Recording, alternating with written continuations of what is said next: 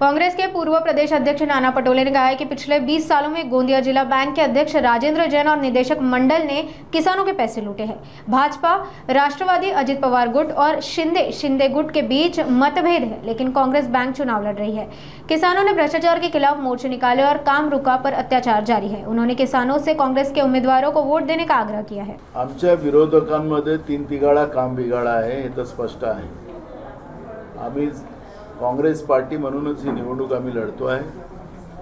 ज्यांनी शेतकऱ्यांशी धोका केलेला आहे सातत्याने, शेतकऱ्यांचे जे सेवा सहकारी संस्थेच्या माध्यमातून जे शेअर्स जिल्हा बँकेमध्ये येतात आणि ते कोट्यवधी रुपयाचे ते सुद्धा काढून त्याच्यात भ्रष्टाचार करायचा प्रयत्न या सध्याच्या असलेल्या कोऑपरेटिव्ह बँकेच्या संचालक मंडळाने विशेष करून अध्यक्ष राजू जैननी केलेला होता।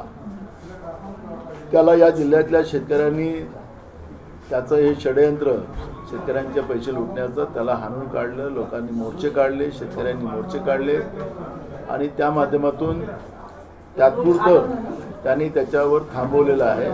त्याची नियत शेतकऱ्यांच्या घामाचा पैसा लुटण्यामध्ये आहे हे त्याच्यातून स्पष्ट होते आहे। राज्यातले कृषी मंत्री सांगतात की कृषी मंत्रालय म्हणजे ओसाडगावची पाटीलकी, म्हणजे शेतकऱ्यांबद्दलची काय आस्था या सरकारमध्ये आहे।